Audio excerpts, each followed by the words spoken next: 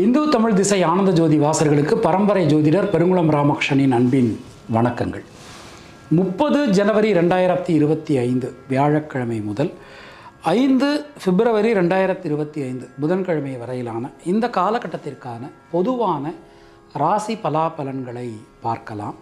அதற்கு முன்னாடி இந்த காலகட்டத்தில் இருக்கக்கூடிய பஞ்சாங்க விசேஷ தினங்களையும் கிரக நிலவரங்களையும் கிரக மாற்றங்களையும் நாம் பார்த்துடலாம்.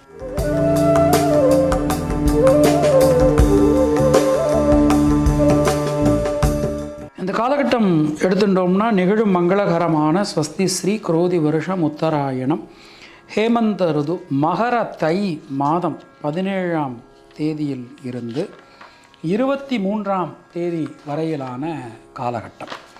ஸோ நமக்கு 30ஆம் தேதி வியாழக்கிழமை, அன்றைக்கு தை 17, அன்றைக்கு கரிநாள், சாந்திரமான மாக மாதம் ஆரம்பம், அன்றைக்கு வியதிபாத ஸ்ரார்த்தம், ஷண்ணவதி நாட்களில் முக்கியமான ஒரு நாள். 31 ஜனவரி வெள்ளிக்கிழமை அன்றைக்கி அப்பூதி அடிகள் குரு பூஜை.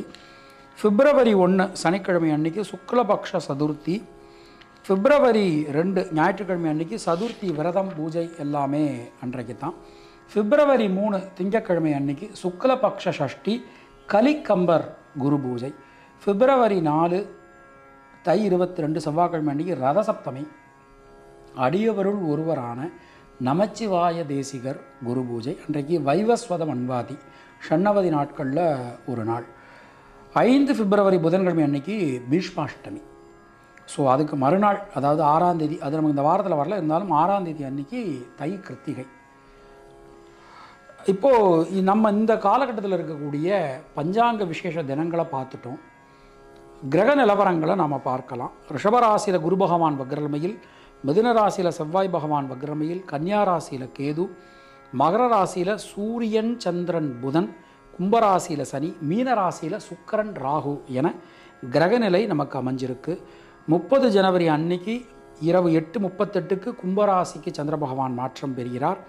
1-2 அன்னைக்கு சனிக்கிழமை இரவு நள்ளிரவு, அதாவது 12:02 மீனராசிக்கு சந்திர பகவான் பிரவேசிக்கிறார். 3ஆம் தேதி பின்னிரவு, 4ஆம் தேதி முன்னிரவு 2:32 சந்திர பகவான் மேஷராசிக்கு மாற்றம் பெறுகிறார். 5ஆம் தேதி புதன்கிழமை காலையில் 10:23 கும்பராசிக்கு புத பகவானுடைய பெயர்ச்சியானது அமைந்திருக்கிறது. 5ஆம் தேதி பின்னிரவு, 6ஆம் தேதி அதிகாலை 4:58 ரிஷபராசிக்குள் சந்திர பகவான் பிரவேசிக்கிறார். இதுதான் இந்த காலகட்டத்தில் இருக்கக்கூடிய கிரக நிலவரங்கள். மற்ற கிரகங்களுடைய இருப்பில் எந்த விதமான மாற்றங்களும் இல்லை. நாம் கொடுத்திருக்கக்கூடிய கிரகநிலையானது வாக்கிய பஞ்சாங்கத்தினை அடிப்படையாக கொண்டது. உங்கள் ராசிக்கான பலாபலன்களை பார்க்கும்போது விதி மதி கதி என்று பார்த்து கொள்ள வேண்டியது. அதாவது லக்ன ரீதியாக, ராசி ரீதியாக, உங்களுடைய ஜனனகால ஜாதகட்டத்தில் சூரியன் எந்த ராசியில் இருக்காரோ அதுதான் கதி. அது ரீதியாக நீங்கள் பார்த்து கொள்ள வேண்டியது.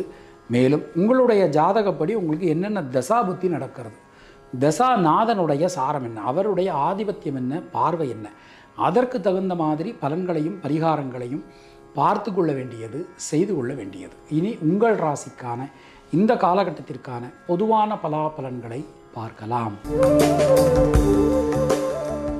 மேஷராசி அன்பர்களுக்கு பொதுவாக இந்த நேரத்தை நம்ம எடுத்துக்கிட்டோம் அப்படின்னா நம்முடைய ராசிநாதனுடைய ஒரு சஞ்சாரம், அது மாதிரி 5ஆம் இடத்தின் அதிபதியினுடைய ஒரு சஞ்சாரம், 9ஆம் இடத்தினுடைய ஒரு விஷயம், இது எல்லாமே நமக்கு ரொம்ப ரொம்ப அனுகூலமாக அற்புதமாக அமைஞ்சிருக்கு.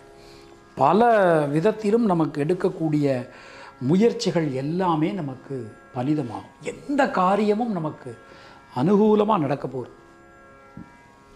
தொழில் உத்தியோகத்தை பொறுத்த மட்டில் புதிய மாற்றங்கள் உங்களுக்கு வந்தாச்சு. புதிய தொழிலுக்கோ அல்லது புதிய உத்தியோகத்துக்கோ நீங்கள் முயற்சி பண்ணுறீங்க, கண்டிப்பான முறையில் நல்லபடியாக நடக்கும். பல விதத்திலும் முன்னேற்ற பாதையில் நீங்கள் செல்வீர்கள். அனைத்து விஷயங்களிலுமே அனுகூலமான ஒரு தன்மை காணப்படும். உடல் ஆரோக்கியம் மேம்படும். தைரியம், தன்னம்பிக்கை அதிகரிக்கும். மனசுக்குள்ளே இருக்கக்கூடிய குழப்பங்கள் அனைத்தும் விலகப் பெறுவீர்கள். ஒரு நல்ல மாற்றத்திற்கான ஒரு நேரம். பொதுவாக இந்த நேரத்தை நம்ம எடுத்துட்டோம் அப்படின்னா பெண்களுக்கு சுபவிரய செலவுகள் உண்டாகும். மாணக்கர்களுக்கு மனசுக்குள்ளே இருக்கக்கூடிய சஞ்சல நிலை விலகும். அஸ்வினி நட்சத்திரத்தில் பிறந்தவர்களுக்கு சுரங்கி கடந்த காரியங்கள் மீண்டும் வேகம் பெறும். பரணி நட்சத்திரத்தில் பிறந்தவர்களுக்கு யோக பலன்கள் உண்டாகும்.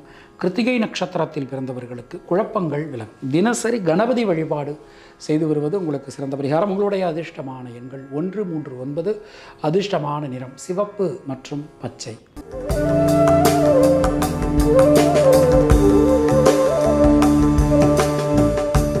உங்களுக்கும் உங்கள் குடும்பத்தினருக்கும் இறைவன் நீண்ட ஆயுளையும் நல்ல ஆரோக்கியத்தையும் வழங்கட்டும் என இறைவனிடம் நான் வேண்டுகிறேன், பிரார்த்திக்கிறேன், ஆசீர்வதிக்கிறேன்.